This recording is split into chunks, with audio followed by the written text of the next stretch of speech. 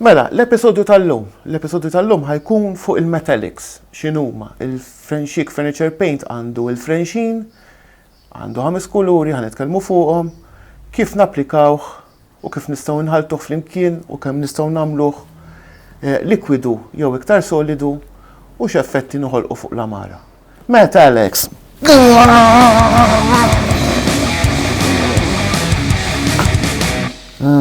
Nitħares, nitbellaħ.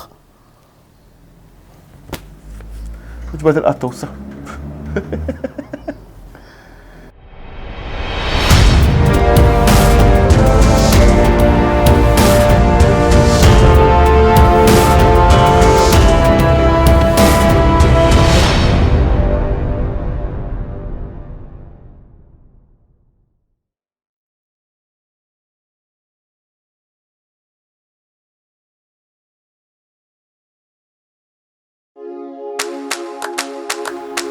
Mela, kif tafu, jiena nħobb nuża l-prodotti tal-Frenchic.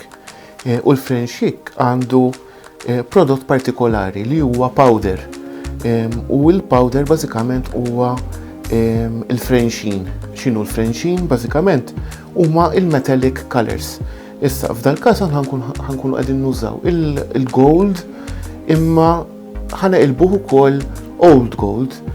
Il-Frenchic għandu 5 kuluri li huma metallics, għandu il-gold, il-silver, il-copper, il-bronze u il-green. Mela, meta tiġi biex tħallat biex toħloq kulur tal-gold antik, jiena fil-kastija jinuża il-gold u s-silver.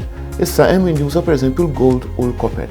Da x'isir, bażikament il-powder tħaltu mal-finishing coat li huwa il-likwidu. Ġifieri inti għandek il-powder, jiena nuża wkoll il-containers tal-Frenchic ovvjament għax dawn apparti li huma riċiklabbli tista' jerġgħu jintużaw biex inti tħallat jew tħallat iż-żebba jew tħallat il-metallics.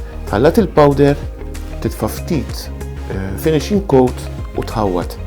Issa jekk inti tkun tridu b'konsistenza maquda iżżid il-powder. Jekk inti tridu ġas biex toħloq id-dera li ħajġi leq, allura iżżid iktar il-likwidu. Mhux fiex titfixkel hija ġeneralment tipprova skont kemm trid iż-żebba maquda tilab jew bil-finishing coat jew bil-Frensheen. Illum ħanagħmlu ftit Frensheen kemm minn dan il-gold, l-old gold li semmejt ħallattu bil-gold u bis-silver u ħareġ dan l-effett. Issa, għanna l-olmu ħannamlu l-pum. Il-pum konna minnilu il-crackle fuq u ħanħolqu ftit da kifinu. Issa, tinkwitaw x'jekk toltu l-hemm jew law l-effett dan. Meta jinxef, mbagħad nistgħu ntuħu wkoll daqqa ta' silt paper biex terġa' toħroġ in-nebkien minn taħt.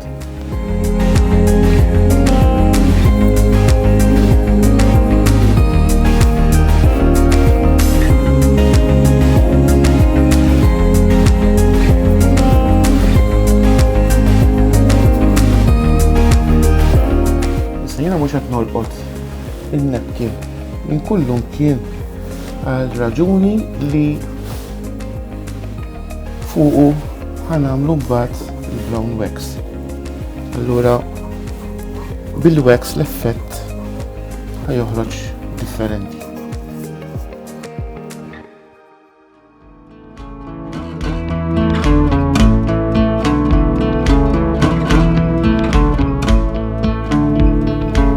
Mela li ħanamlu issa ħanamel hawnhekk f'dal-każ ħanamel ftit dry brushing bil-gold fijaw il-raised stencil.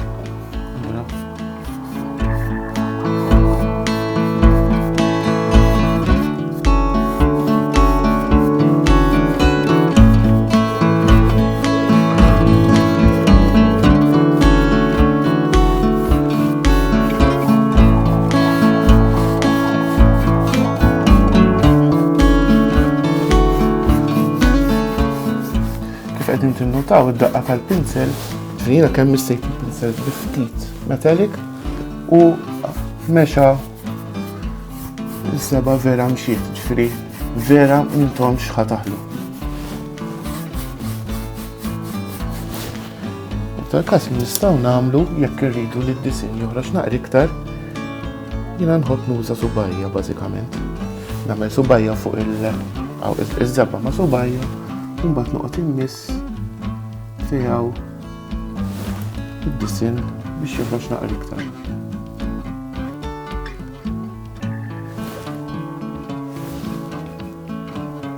Hawnhekk ftakru li wara li nixfet il-ray stenciling issendjajnija ftit biex inneħħula l-eċċess li kellha fuqha bażikament biex id-disinn joħroġ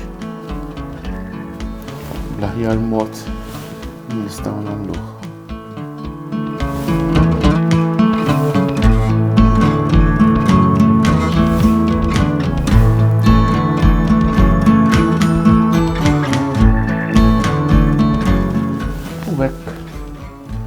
Għall-episodju tal-lum lesti, kemm nerġa' nfakkarkom biex qegħdin taraw dan il-video sinjal qegħdin fuq YouTube, għamlu subscribe fuq il-paġna tagħna RescoliByCarlo u jekk tridu tkunu tafu il-proċess kollu fejn wasalna sal-lum hemm il-videos l-oħrajn kollha ta' qabel li tistgħu taraw ukoll mill-bidu ta' qabel ma bdejna nisboħ xi trid tagħmel kif tisboħ qabel ma tisboħ l-amara sa fejn wasalna llum. Grazzi.